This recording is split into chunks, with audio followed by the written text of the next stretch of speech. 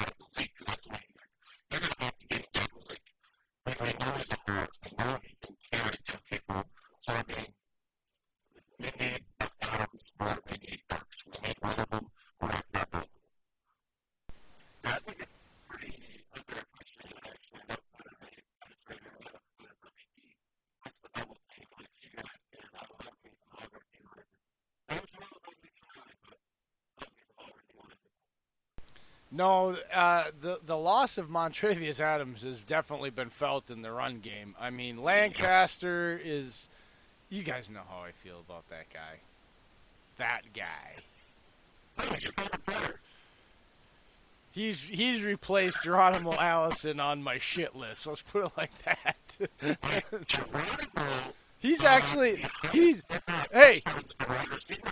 hey Geronimo. I'm not gonna say that I was wrong, but what did I say about him that most bothered me was his inconsistency. He's still the same player I said he was before as far as his talent, but this season so far, I will give him credit. He has been very inconsistent, or very consistent. Oh yeah, very inconsistent. That son of a bitch. He's been very consistent thus far, outside of that fumbled play, which kind of pissed me off.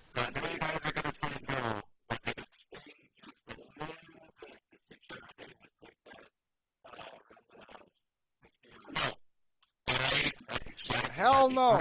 Good for him. Good for him. He never got on the field in enough opportunities. He was never going to. Good for him. I'm not mad at him.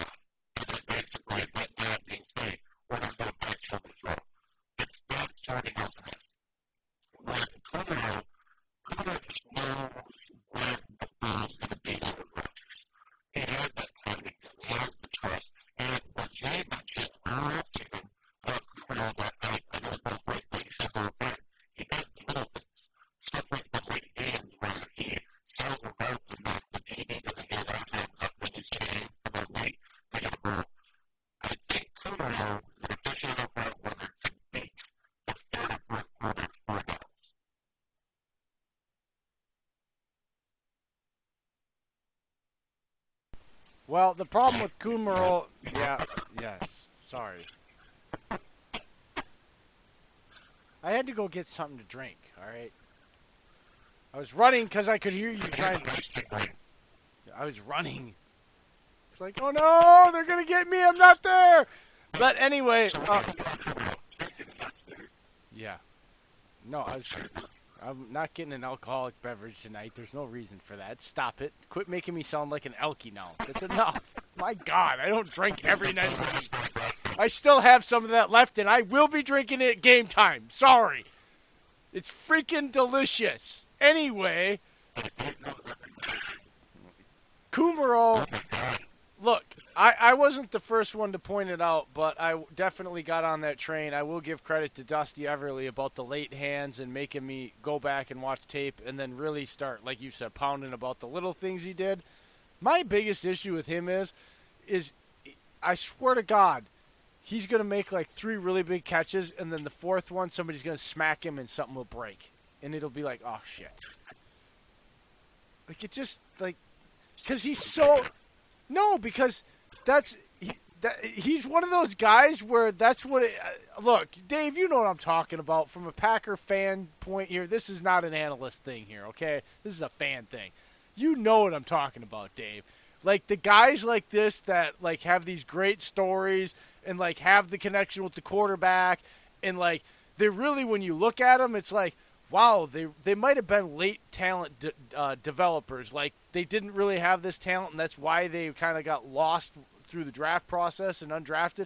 But, like, as they matured and their bodies matured and they were really students of the game, their talent really matured into some...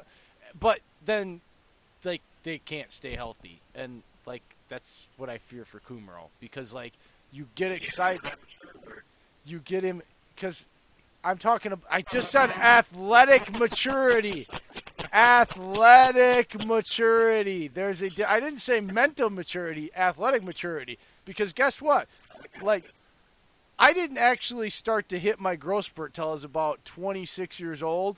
Like, I couldn't...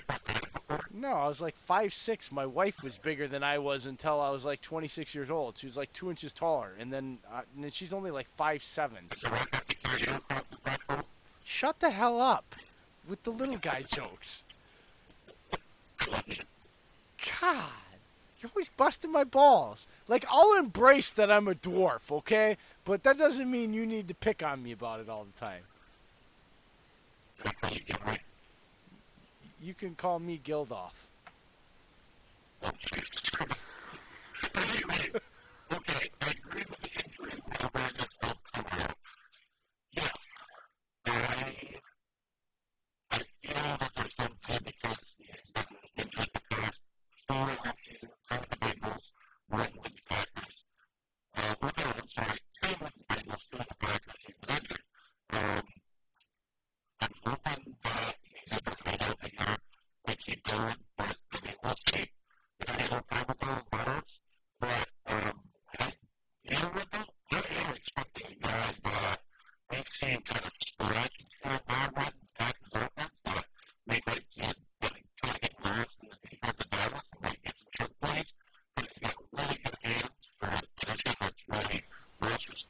Robert Tonyan. Oh.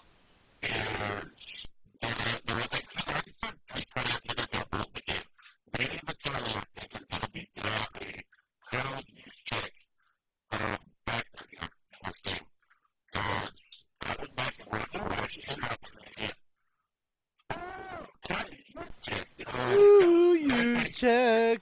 Used to be in a catching balls. Oh, sorry.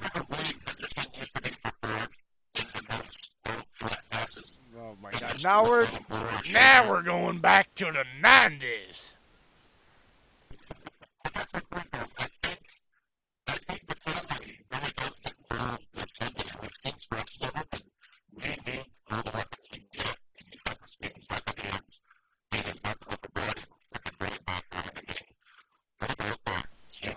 If they, Dave, on a side note to Vitali, rabbit hole here. Why the hell, if you're only going to have 2 backs active or only 2 backs left active after an injury, would you not hand the ball to that freaking...